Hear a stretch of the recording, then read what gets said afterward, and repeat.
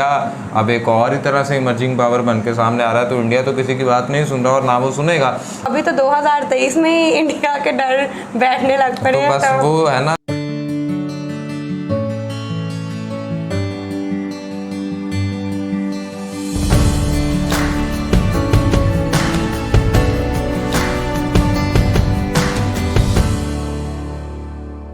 अस्सलामुअलैकुम, नमस्ते, सत श्री अकाल। वेलकम टू यूट्यूब चैनल हिजाब Mehran reaction. It's me your host हिजाब वसीम। मेरे साथ हैं मेहरान आसिद। नाज़रीन, इंडिया के हवाले से चाइना में एक सर्वे हुआ है और जितने भी बहुत सारे चाइनीज़ लोग हैं वो समझते हैं कि इंडिया हमारे लिए एक सिक्योरिटी थ्रेट है, क्योंकि इंडिया भी अभी सुपर पावर बनने जा रहा है। और जिस तरह एक चाइना और यूएस वैसे सुपर पावर्स हैं, तो ये है कि इसके हवाले से मतलब अब चाइना और इंडिया का एक साहब का कंपैरिजन है कि चाइनीज़ लोग जो है वो इंडिया को अपने लिए थ्रेट समझते हैं। क्या बात हुई, कौन सा सर्वे हुआ, किस तरह से लोगों ने ये डिसीजन लिया, तो एक वीडियो है, वीडियो का लिंक आपको डिस्क्रिप्शन में मिल जाएगा। लेकिन साथ साथ अगर आपने हमारा चैनल सब्सक्राइब नहीं किया, मैं सब्सक्राइब मेरे चैनल और बेल आइकन लाजमी प्रेस कीजिए। आए चलते हैं जी, देखते हैं। नमस्कार, वेलकम यू ऑल अफेयर्स। मैं हूं प्रशांत धवन। नाउ ऐसी वीडियो बनाने का मौका 2 से लेकर 3 साल में एक बार मिलता है, क्योंकि हाल ही में क्या हुआ कि चाइना में इनकी एक सरकारी यूनिवर्सिटी ने, एक बड़ी यूनिवर्सिटी ने एक सर्वे किया और अपने लोगों से यह पूछा कि आपके हिसाब से आप किस कंट्री से डरते हैं, किस कंट्री को आप मानते हैं चाइना के लिए एक सिक्योरिटी थ्रेट है। इंटरेस्टिंग बात ये देखने को मिली कि चाइना के लोगों से जब पूछा गया ना, अगेन मैं यहाँ पर मेंशन कर दूं, ये सर्वे किसी यूएसए की कंपनी ने, किसी यूरोपियन कंपनी ने नहीं किया, ये सर्वे किया है चाइना की सरकार ने। और इस सर्वे में ये पता लगा है कि ज़्यादातर चाइनीज़, अब बहुत ज़्यादा चाइनीज़ ये मान रहे हैं कि इंडिया इनके लिए एक सिक्योरिटी थ्रेट है।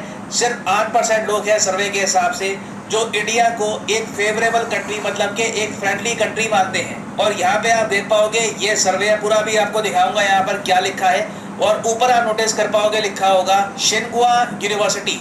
अब आप यहाँ पर कहोगे ये तो यूनिवर्सिटी है, हम ये कैसे कह सकते हैं कि चाइना की सरकार ने ये सर्वे किया है। देखिए, पहली बात तो ये सरकारी यूनिवर्सिटी है। दूसरी बात, ये यूनिवर्सिटी बहुत ही ज़रा स्पेशल है, क्योंकि ये वही यूनिवर्सिटी है जहाँ पर शी जिनपिंग ने अपनी पढ़ाई करी है। आप अगर शी जिनपिंग के बारे में बहुत ही बेसिक्स पढ़ोगे तो वहाँ पर साफ साफ लिखा होता है कि शी जिनपिंग ने 1998 से लेकर 2002 में मार्क्सिस्ट थ्योरी पढ़ी, जो कार्ल मार्क्स की कम्युनिस्ट थ्योरी है, इस पर पढ़ाई करी इनके हिसाब से, चाइनीज़ रिकॉर्ड्स के हिसाब से। ना पर्सनली आप मुझसे पूछे, मुझे पता नहीं कि जेन्युइनली शी जिनपिंग ने यहाँ पर पढ़ाई करी होगी या फिर कम्युनिस्ट पार्टी ऑफ चाइना अपने नेता के बारे में ये कहानी बना देते हैं ये एक बार जब इनका नेता बहुत ही हाई लेवल पे पहुंच जाता है।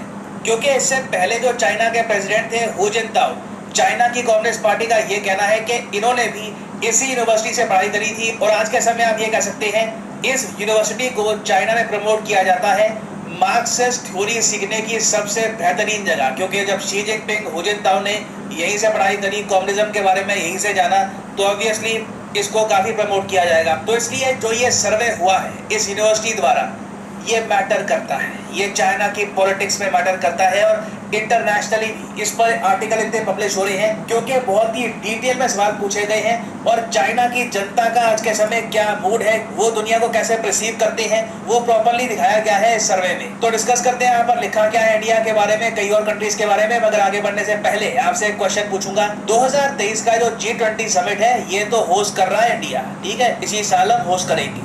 2024 का जो G20 समिट होगा वो कौन सा देश होस्ट करेगा, ये है यहाँ पे आपकी ऑप्शन। फिर से इंडिया, जापान, यूएसए या फिर ब्राजील।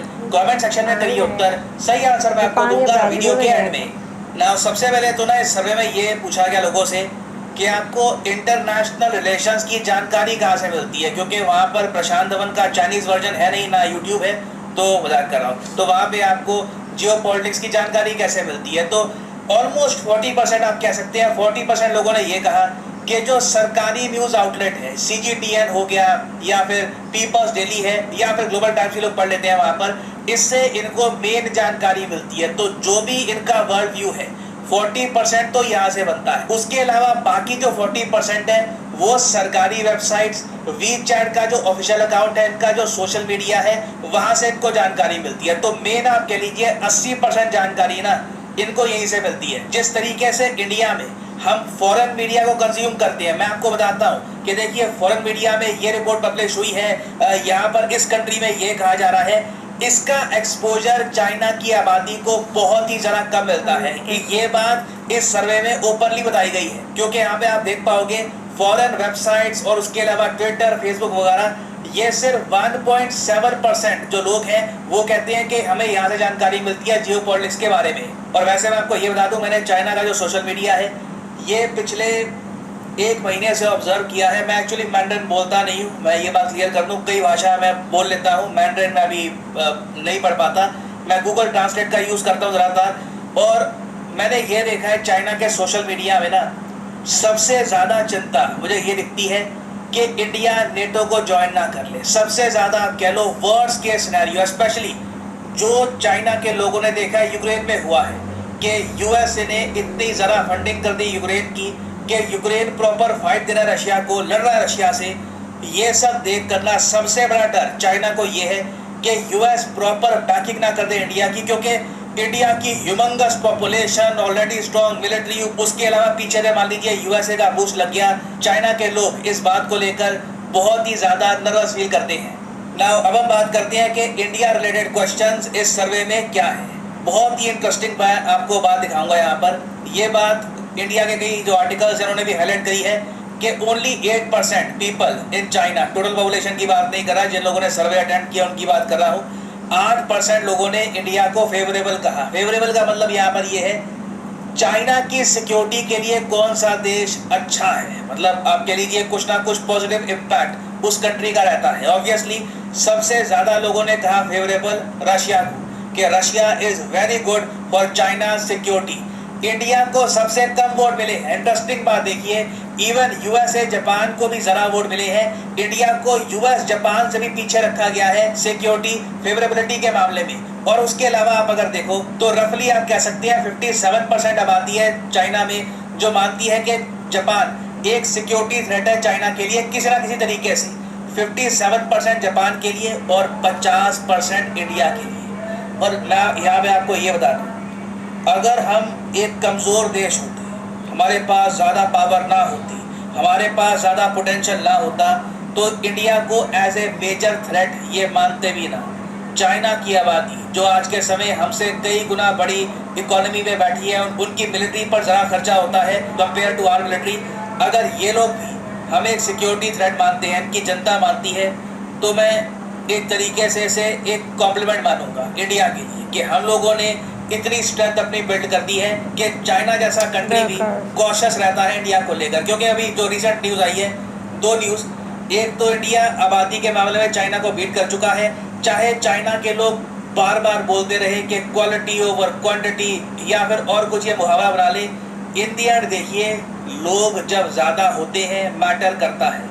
और माना कि हम लोग चाइना जितने अमीर नहीं हैं, मगर हमारे पास भी रिसोर्सेज हैं और एक बड़ी आबादी के साथ इंडिया कल को मान लीजिए अगर कॉन्फ्लिक्ट होती है तो चाइना को हैवी डैमेज कर सकता है। इस बात को लेकर चाइना में एक प्रॉपर अवेयरनेस है, ये बात समझते हैं ये लोग। और उसके अलावा यूएसए की तरफ से भी जो कॉल्स आनी स्टार्ट हो गई है कि इंडिया को नेटो प्लस का मेंबर बनाओ, और इवेंचुअली एक रास्ता खोल सकता है कि 2030 के बाद या 2028-2030 के बाद इंडिया एक फुल फ्लेजेड नेटो का मेंबर बन सकता है या फिर किसी ना किसी टाइप की मिलिट्री अलायंस का पार्ट बन सकता है।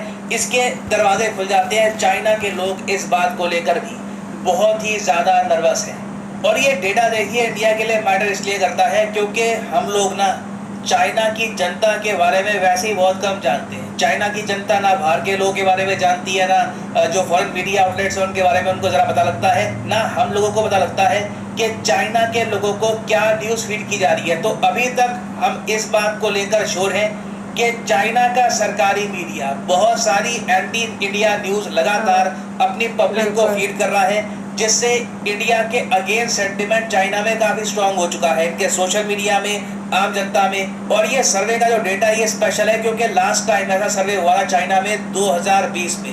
वो सर्वे बहुत ही ख़राब था। ग्लोबल टाइम्स ने एक बड़ा अजीब सा सर्वे करवाया था, it was a joke. But मैं ये कहूँगा कि आने वाले टाइम में जब इंडिया एक $5 ट्रिलियन इकोनॉमी की तरफ जाएगा, हमें एक स्टेप बिल्कुल उठाना होगा, वो है $100 बिलियन बजट का, क्योंकि ये सिर्फ नंबर्स की बात नहीं है। $100 बिलियन एक मार्क भी होता है। चाइना का बजट आप अगर देखो तो $250 बिलियन से भी ऊपर का होता है। कई एक्सपर्ट्स मानते हैं कि उनका जो एक्चुअल बजट है ये $300 बिलियन के आसपास पहुंच जाता है। हमारा बजट अभी 70-75 के आसपास झूल रहा है।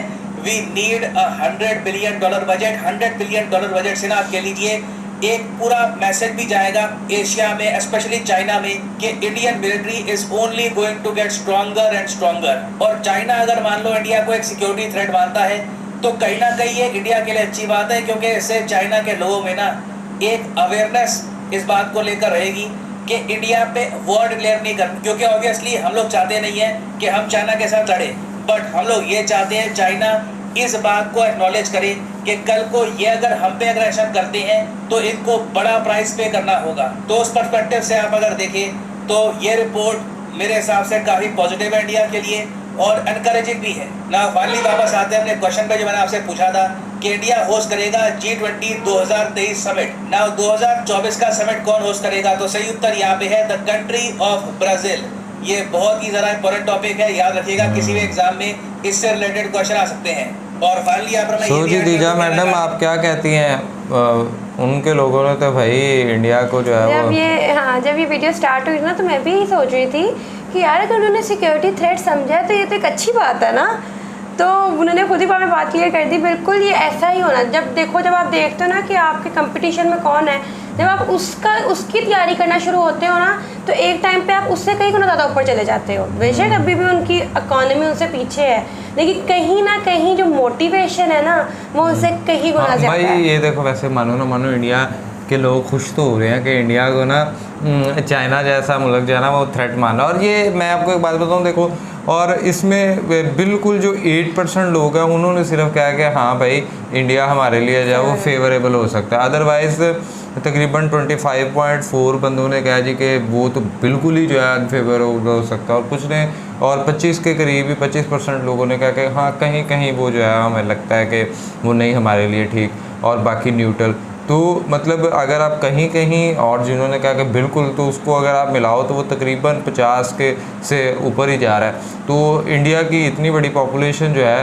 अब इस पे भी जिस तरह प्रशांत सर ने कह दिया कि ये मैटर क्यों करता है, क्योंकि एक सरकारी यूनिवर्सिटी है और वहाँ उसकी बैकग्राउंड भी कुछ इस तरह से रहा है, और ऐसे जिस तरह का चाइना एक कंट्रोल्ड किस्म का एनवायरनमेंट देता है अपनी मतलब जितनी भी उसके सारे मामलात हैं, तो वो एक कंट्रोल्ड किस्म के एनवायरनमेंट में अगर इस तरह का कोई सर्वे हो रहा है तो जिसमें US, जापान और इंडिया ये तीनों मतलब टॉप 3 के अंदर हैं, और सबसे पहले US का जो है उन्हें ज़्यादा थ्रेट है, और US से और जापान और इंडिया ये बिल्कुल उतने मतलब अगर आप इन सबको इकट्ठा करो तो ये 50 के करीबी बनते हैं, 50। तो मतलब तीनों ममालिक जो हैं वो वेरी अनफेवरेबल या समवट अनफेवरेबल को अगर आप जमा करें ना तो सबके तकरीबन 50 के करीब ही जाते हैं। US थोड़ा ज़्यादा चले जाता है, लेकिन ये है कि इस तरह की एक सिनेरियो। और इंडिया और चाइना का जो बॉर्डर है वो काफ़ी ज़्यादा हद तक जो है वो शेयर करते हैं, और वहाँ पे बॉर्डर के ऊपर अक्सर क्रैशेस चलते रहते हैं, और चाइना समझता है कि मैं अगर सुपर पावर हूँ तो मैं इंडिया को भी दबा लूँगा। बट इंडिया अब एक और ही तरह से इमर्जिंग पावर बन के सामने आ रहा है, तो इंडिया तो किसी की बात नहीं सुन रहा, और ना वो सुनेगा। और वो इसलिए नहीं सुनेगा क्योंकि वो अपनी इकॉनमी के ऊपर पूरा डिपेंडेंट है, वो सारा कुछ जो है वो किसी और के ऊपर डिपेंडेंट नहीं है, वो खुद के ऊपर डिपेंड कर रहे होते हैं। तो वो फिर आज से ना 1 आध साल पहले जब हमने ये चैनल स्टार्ट किया था तो हमने कहा था कि इंडिया 2050 तक अपनी ना बात मनवाने मतलब इतना हो जाएगा कि यार वो सबके ऊपर ना कर सकेगा। बट अभी तो 2023 में ही इंडिया के डर बैठने लग पड़े हैं। तो बस वो है ना कि इस तरह से है। सो ये एक जो है मतलब अच्छी भी चीज़ है। आपको ये वीडियो किस तरह की लगी लाजमी कमेंट बॉक्स के अंदर बताइए। वीडियो को लाइक करें, शेयर करें, चैनल को सब्सक्राइब करें, बेल आइकन को प्रेस करें, इंस्टाग्राम ID मेंशन फॉलो करें, सेशन दें। तब तक के लिए अपने मेज़बानों को दे दुआ में याद रखें। अल्लाह निगहबान।